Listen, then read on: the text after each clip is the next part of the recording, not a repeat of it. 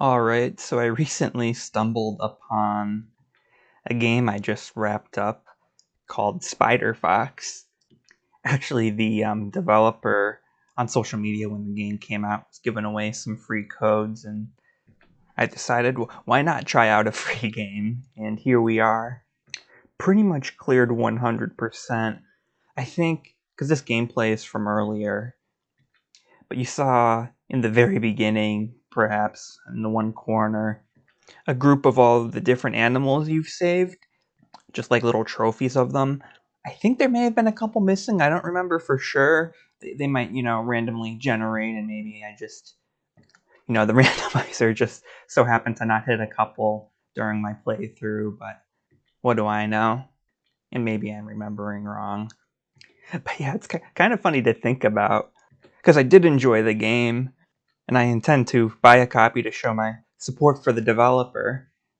But kind of funny to think I probably wouldn't have even tried it because I think there was a demo, but I, didn't notice it, or if it was like a free to play thing too, I wouldn't have bothered. Kind of funny how, I don't know, a good faith freebie could sort of, lead to the result that, demos and free to play games want. And, you getting the full product or whatever bonus content to support them. I actually did do a little research on the developer out of curiosity. And, I just found their, social media. I think they had a website too. And it's actually kind of got a cool, wholesome story behind it, I guess.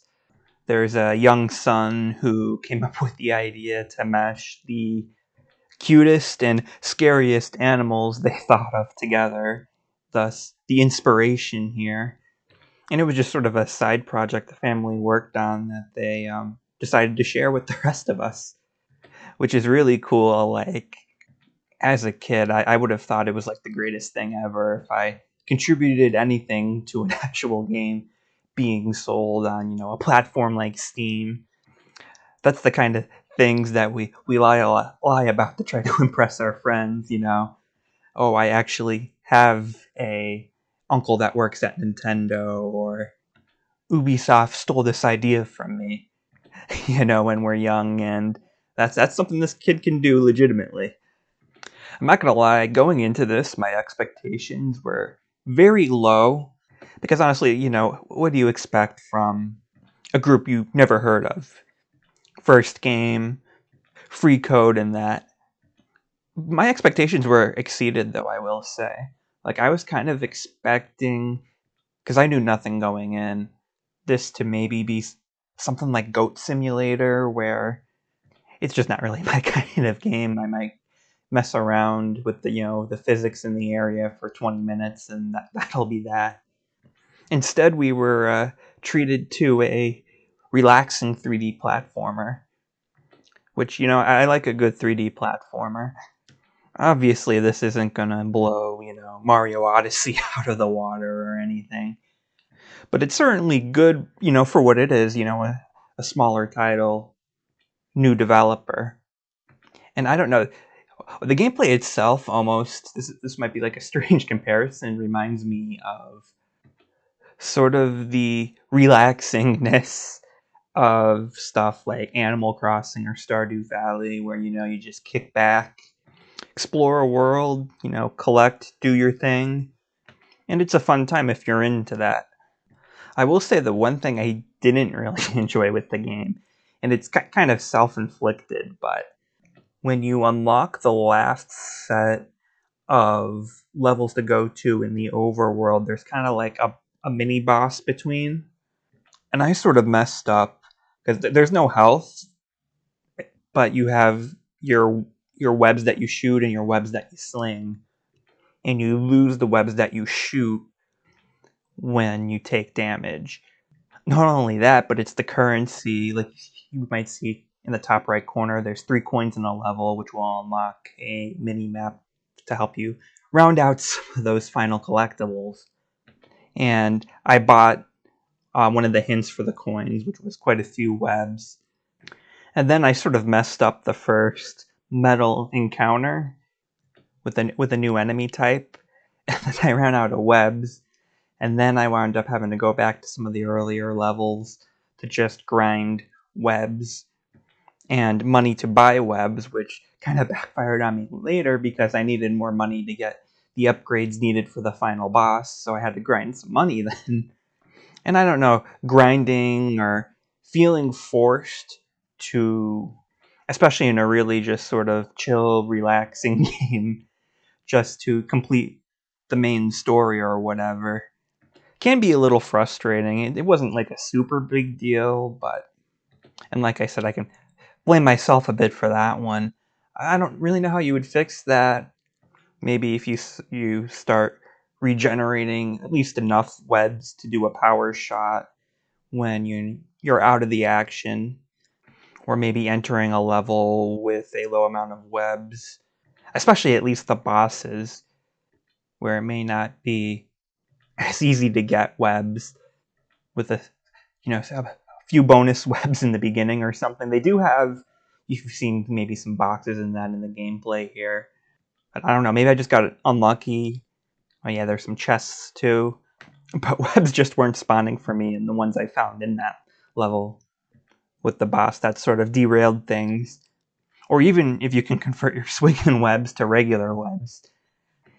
Another minor thing that I feel like could have been a little more cool is the introduction.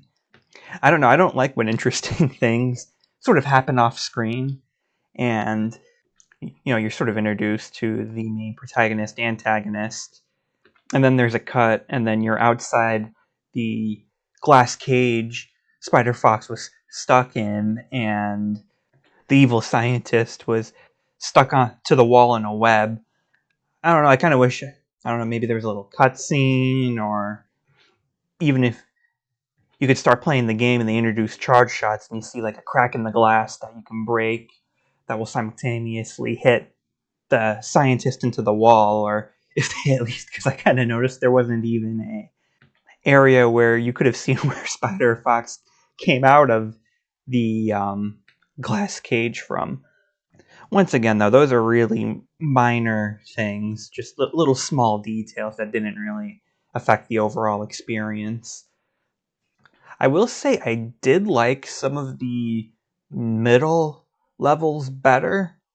Like the first two-ish levels and the last level are pretty big. Not that there's a big problem with that, but I feel like some of the smaller levels in the middle were just sort of flowed a little better, especially if you're going for 100%. Kind of almost reminded me of the length you would get out of like a Spyro trilogy level.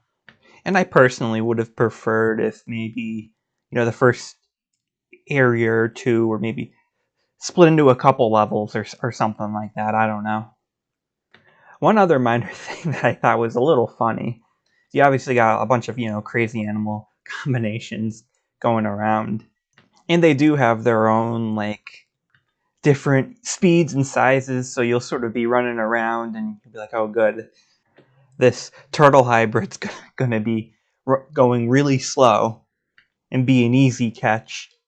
Or, oh crap, this squirrel hybrid's going to be running around pretty fast and be a little tougher to get. I will say it felt a little weird, particularly in the beginning, because you would think, a bear. Maybe the bear had more health or something, but the bears are big and they're slow, and that was an easy catch, like only a bear, which was a really weird. Normally it's the opposite. Normally finding a bear in an open world's an oh no type situation. I don't know if that's intentional or not, or how you might want to adjust that if you do want to sort of invoke that more. That, dread of bigger, more powerful monsters or animals or whatnot. Yeah, I've honestly got no ideas for that one, but I think they did say something about it in what's the fear of spiders? That arachnophobia, I think? That they are adding a mode so that, it'll be a spider and something else, which I think is good, because I could imagine, I know some people who are, really bad about spiders and stuff.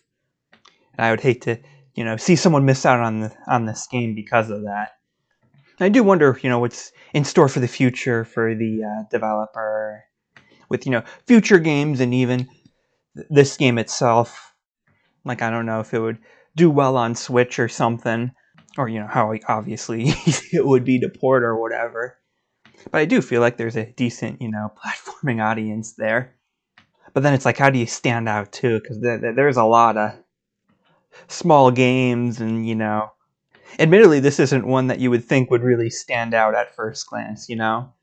So it's like, how do you stand out to get people to even try it there? Because like I said, without the giveaway, I wouldn't have even tried it either. But yeah, overall, if you so happen to stumble upon it, it's only I think it's less than $10. I would definitely check it out. Once again, to reiterate, especially if you enjoy platformers and or relapse